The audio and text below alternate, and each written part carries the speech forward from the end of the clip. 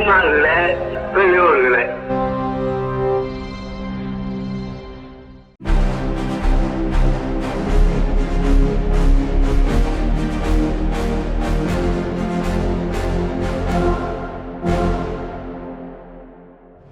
அனைவருக்கும் வணக்கம்.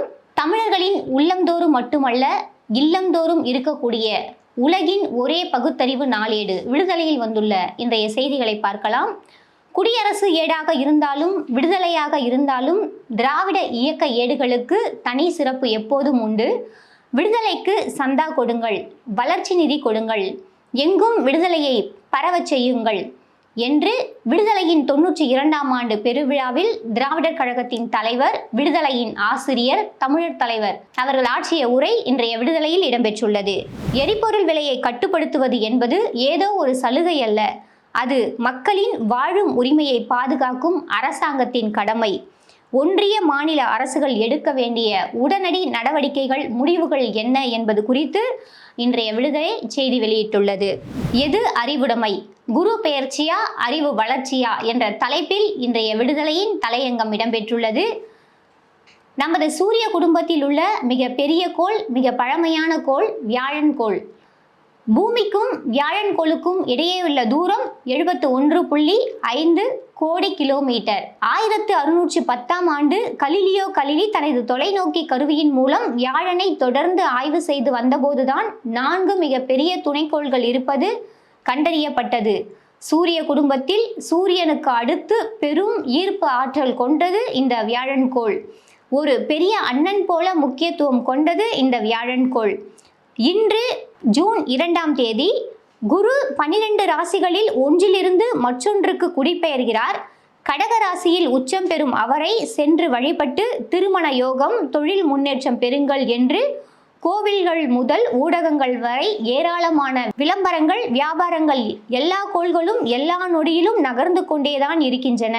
இதில் பின்னணியில் தெரியும் நட்சத்திரங்களை கணக்கில் கொண்டு நகர்வை கணிக்கலாமே தவிர மனிதர்களுக்கு என்ன நடக்கும் என்று கணிக்க என்ன இருக்கிறது?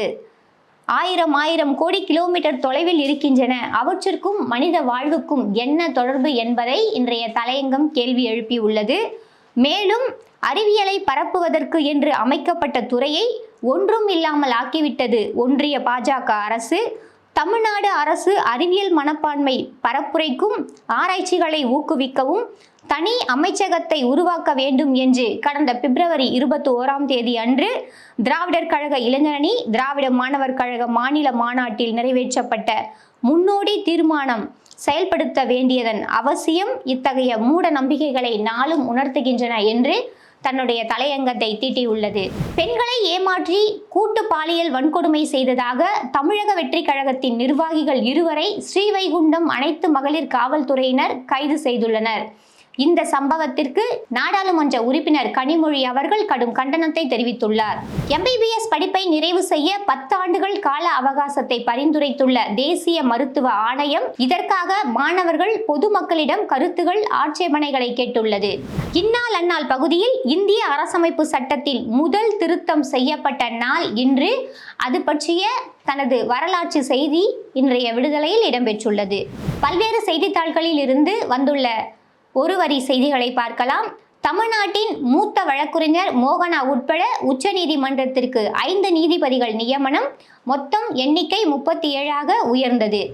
வந்தே மாதரம் முழு பாடலை பாட வேண்டிய அவசியம் இல்லை, இந்த நடைமுறை அவசியமற்றது. காங்கிரஸ் MP சசி தரூர் கண்டனம்.